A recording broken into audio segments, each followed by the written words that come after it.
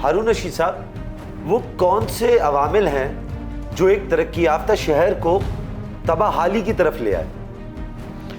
सबसे बड़ा फैक्टर तो पीपल्स पार्टी है। वैसे तो सभी ने कराची को नज़रअंदाज किया, हालांकि कराची वो शहर है जहां आप 1 रुपये के इन्वेस्टमेंट करते हैं तो 10 रुपये, 20 रुपये, 30 रुपये फ़ायदा होता है। इसलिए कि कराची के लोग बिज़नेस करना जानते हैं, पोर्ट सिटी है, बहुत तेज़ रिफ्लेक्शंस के लोग हैं, कारोबारी लोग बड़ी महारत रखते हैं। कारोबार तो होता ही कराची में है, या गुजरांवाला, वज़ीराबाद, सियालकोट के ट्रायंगल में।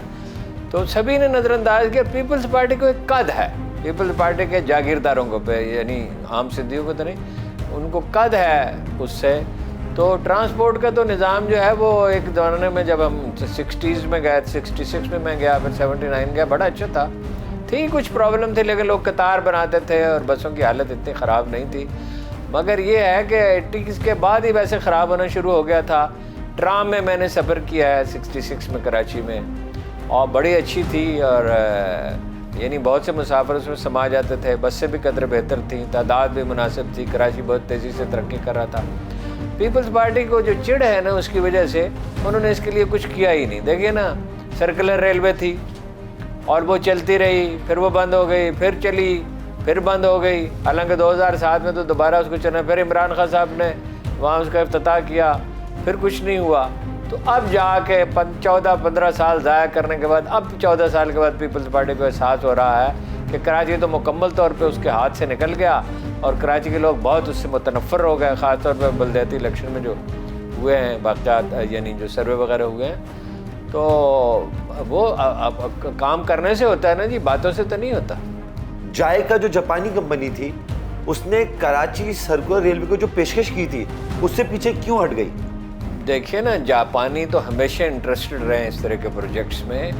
वो यकीनी तौर पे रेल चला देते हैं और उससे बड़ी हद तक मसला हल हो जाता है। बहुत, इसलिए कि ट्रेन में बहुत लोग सवार होते हैं, उसकी स्पीड तेज़ होती है, वो रास्ते में रुकती नहीं है, बहुत वक्त बचता है, बड़ी सहूलत है। लेकिन अब जब वो रास्ते में ट्रैक जो है उसके इर्द गिर्द मकान बने, बाद जगह ट्रैक में भी बन गए और उसमें हुकूमत कोई ताबन न करे, इसलिए कि कराची से पीपल्स पार्टी को क्या दिलचस्पी, किसी को भी नहीं थी। तो वो ज़ाहिर है कि वो मायूस हो गए। वो तो देखिए ना, बड़े डिसिप्लिन माशरे हैं। जापान का एक वाक़या एक दफ़ा एक दोस्त ने सुनाया कि एक दफ़ा ट्रेन लेट हो गई चंद मिनट के लिए, और बर्फबारी की वजह से हालांकि लेट हुई। तो जब मुसाफिर उतरे तो उन्हें किराए में से कुछ पैसे पेश किए गए और उनसे माफ़ी मांगी गई। अब वो तो डिसिप्लिन माशरे हैं, वहाँ इस तरह थोड़ी है कि आप नालों पे मकान बना लें और ट्रैक में बना लें। अगर वो बन जाता है, लाहौर में देखिए ना, ऑरेंज लाइन ट्रेन बनाएगी, पहले कराची में बननी चाहिए थी।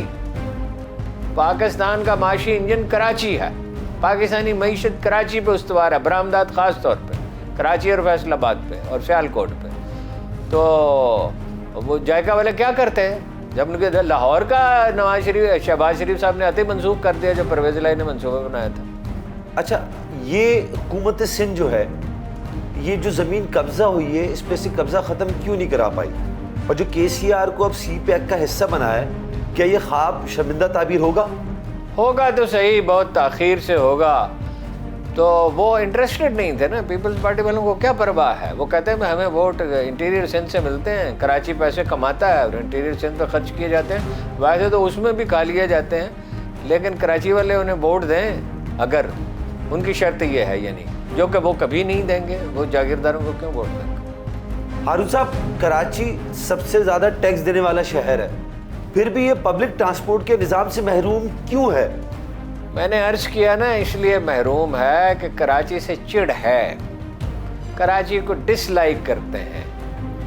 और वो हालांकि अगर वो कराची को तरक्की देते, ट्रांसपोर्ट का निज़ाम बेहतर बनाते, कूड़ा उठाते, सफाई होती, नाले साफ़ करते, इंडस्ट्री को फ़रोग़ देते, जॉब्स उन्हें नहीं दी जाती हैं, जो अव्वल तो कोटे का निज़ाम गलत है, और जो कोटा है उसमें भी इंटीरियर सिंध के लोगों को जॉब्स देते हैं, जो उनके साथ भी ज़्यादती है। जब एक नालायक आदमी को जॉब देंगे तो आप वो सारी उम्र अपाहज रहेगा। अगर वो कराची की खिदमत करते तो क्यों कराची वाले उन्हें वोट न देते? एक मनफी अंदाज़ फ़िक्र है, एक तरह की ब्लैक मेलिंग है। अच्छा, मोटर व्हीकल टैक्स हर शहरी अदा करता है, लेकिन क्या उसके बदले उसको वो रोड इंफ्रास्ट्रक्चर मिलता है? कराची के लोग सिर्फ मोटर व्हीकल, वो अपना व्हीकल टैक्स नहीं अदा करते। कराची के लोग 33% इनकम टैक्स सारे मुल्क का कराची से जमा होता है। वैसे भी ज़्यादातर टैक्सेस कराची से आते हैं, तो वो टैक्स तो हर तरह के देते हैं, वो तो मजबूरी है, उन्हें देने ही पड़ते हैं। तो ये तो दर्द और एहसास की बात है ना, किसी को एहसास हो कि कराची पाल रहा है पूरे सिंध को, बस एक लिहाज से पूरे मुल्क में भी सबसे ज़्यादा कंट्रीब्यूशन उन्हीं का है। ये तो एहसास की बात है। जब आपकी ज़हनियत ही मनफी हो तो उसको क्या कीजिए। केसीआर की लागत में मुसलसल इजाफा हो रहा है, इस नुकसान का जिम्मेदार कौन है बताइएगा? इस नुकसान का जिम्मेदार पीपल्स पार्टी है। भाई देखिए ना, अब ये क्या जवाब है कि जी वहाँ पे मकान बन गए। भाई आप जैसे भी है, सिर्फ मसला वो ट्रेन ट्रांसपोर्ट का नहीं है, बन गए हैं उसकी वजह से जगह जगह पे मकान बन गए हैं, तो बारिशें तबाही लाती हैं और सारा निज़ाम मुअत्तल होता है। कूड़ा उन तंग गलियों में कैसे जमा किया जा सकता है, पानी कैसे पहुंचाया जा सकता है। जब वो एहसास ही नहीं है तो कैसे मसला हल? उन्हें शहर को चिंगजी के सपुर्द कर दिया, या मोटरसाइकिल है। हमारे साथ अब्दुल कादिर मंदुखेल, जो पाकिस्तान पीपल्स पार्टी से ताल्लुक़ रखते हैं, रुकने कौमी असम्बली हैं। आप कानून बेहतर जानते हैं, सुप्रीम कोर्ट के अहकामात पे अगर अमल नहीं हो रहा तो इसका मतलब क्या है? देखिए, सुप्रीम कोर्ट ने शरह फैसल में एक प्लाजा को बम से उड़ाने की अहकामात जारी किए, तो यकीनन मैं उम्मीद रखता हूँ कि ये रेलवे के ऊपर जो इंक्रोचमेंट है उनकी भी बम से उड़ाने की अहकामात जारी करते तो अभी तक ये खाली हो जाता। लेकिन तोड़ना तो सूबाई हुकूमत को था ना। तोड़ना तो वो जो कौन सा सेंटर था शरह फैसल में जो थोड़ा बम से एक चीज़ हो गया, तो सुप्रीम कोर्ट का प्रेशर हुआ तो बना। सूबाई अदारों की यकीनन यहाँ भी ब्यूरोक्रेसी बैठी हुई है, हर आदमी हमारे हुक्म के ताबे या हमारे हुक्म नहीं मानते। हम भी काम करते, कई रिक्वेस्ट, कई थोड़ी सी तलखी दिखाते हैं, तब जाके काम होता। तो जो आपने सुप्रीम कोर्ट का हवाला किया, तो यकीनन मुझे उम्मीद है और अभी उम्मीद है कि सुप्रीम कोर्ट एक ऑर्डर के ज़रिए जो है ना पूरा कराची रेलवे की ज़मीनों को खाली करा सकता है। जहाँ पर कब्जा हुआ हुआ है वहाँ शायद पीपल्स पार्टी का वोट बैंक भी है। देखिए, पीपल्स पार्टी के वोट बैंक का कोई लिहाज किए बगैर मैं पीपल्स पार्टी के एक रुकन कौमी असम्बली के हिस्से से कह रहा हूँ, आए काम पे पीपल्स पार्टी का वोट बैंक है, सबसे पहले मैं खड़ा होता हूँ, वहाँ खाली कराता हूँ। ये सिर्फ इल्ज़ामात की हद तक है। क्या इससे पहले जो इंक्रोचमेंट खाली कराए गए तो क्या वो पीपल्स पार्टी के लोग थे? अगर थे भी तो हमने परवाह नहीं किए, सूबाई हुकूमत वज़ीर-ए-आला ने परवाह नहीं किए। जायका एक कंपनी थी जापान की, उसने शर्त रखी थी कि सारा काम ट्रांसपेरेंसी के साथ होगा केसीआर में, वो छोड़ के चली गई। अब कोई भी इन्वेस्टमेंट आने को तैयार नहीं है। सिंध हुकूमत या तो इतना काम करती है कि सब भाग जाते हैं, या काम नहीं करती इसलिए भाग जाते हैं। सक्कर कराची मोटरवे की ज़मीन के हवाले से जो मिसहैप हुआ है या करप्शन हुई है, आपने देखा वो डिप्टी कमिश्नर असिस्टेंट कमिश्नर सबको सस्पेंड करके फारिग कर दिया। आप मुझे बताओ, ऐसा मिसाल है किसी सूबे में? वो जंगल है, वो जंगल है, यहाँ पर आबादी है। नहीं, मैं बताऊँ आपको, जब डिप्टी कमिश्नर जो है ना टर्मिनेट हो सकता है, असिस्टेंट कमिश्नर टर्मिनेट हो सकता है, इससे पहले CSP ऑफिसर को टर्मिनेट किया, तो ये जब इक़दाम हो रहे तो यकीनन उसके इस चीज़ का निशानदेही है कि पीपल्स पार्टी काम कर रही है। रेलवे की जिन ज़मीनों पर कब्जा हुआ, जिन इलाकों में कब्जा हुआ, आप किसी एक डिप्टी कमिश्नर या असिस्टेंट कमिश्नर का नाम बताएं जो पीपल्स पार्टी ने मुअत्तल किया हो, सूबाई हुकूमत ने मुअत्तल किया हो। बाबा, रेलवे की ज़मीन का रेलवे का SP मौजूद होता है, डिप्टी कमिश्नर का ताल्लुक ही नहीं है। डिप्टी कमिश्नर का जुडिशन जो है ना वो सूबाई प्रॉपर्टी से, सूबाई लैंड से, तो आप रेलवे की ज़मीन के ऊपर डिप्टी कमिश्नर कैसे?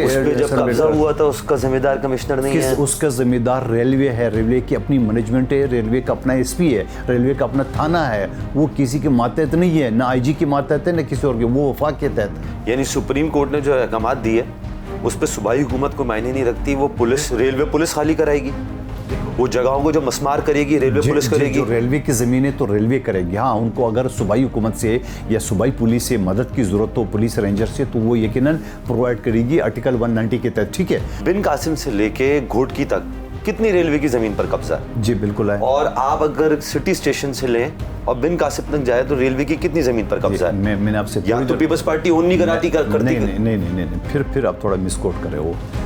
अगर कराची से रेलवे ट्रैक जा रहा है तो रेलवे ट्रैक के दाएं बाएं जो स्पेसिफिक एरिया है वो रेलवे की प्रॉपर्टी है, उनका सूबाई हुकूमत से कोई ताल्लुक नहीं होता है, ना उनको कोई इख्तियार है। पहले देग रोड से शहर में आ रही है रेलवे। सुन नहीं, जो शहर के अंदर प्रॉपर्टी आ रही है तब भी वो रेलवे की प्रॉपर्टी। अभी थोड़ी देर पहले मैं आपको बता देता हूँ, या शायद मैंने बताया, गिलानी स्टेशन है यहाँ पे कराची में।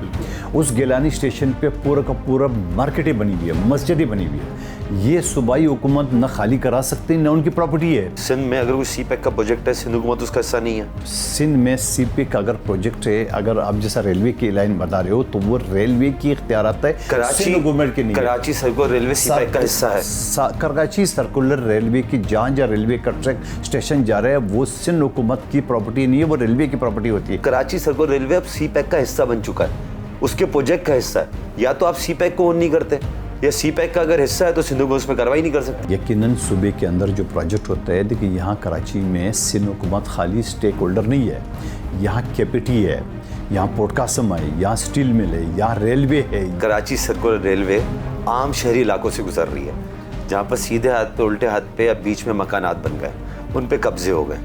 वो कब्जा सिंध हुकूमत नहीं खाली करा सकती, या उनका काम ही नहीं। अच्छा चले, हाँ या ना में दे दें, मेरी इन्फॉर्मेशन गलत है। नहीं मैं को मैं मुलजिम थोड़ी हूँ कि नहीं, मैं खड़ा हूँ कि हाँ मैं नहीं, आप मुलजिम नहीं हैं, आप तो हमारे लिए सीनियर हैं। देखिए तो राय लेना है आपसे। देखिए आप समझना नहीं चाह रहे हो या पता नहीं किस ट्रैक पे मुझे ले जा रहे हो, मुझे नहीं पता।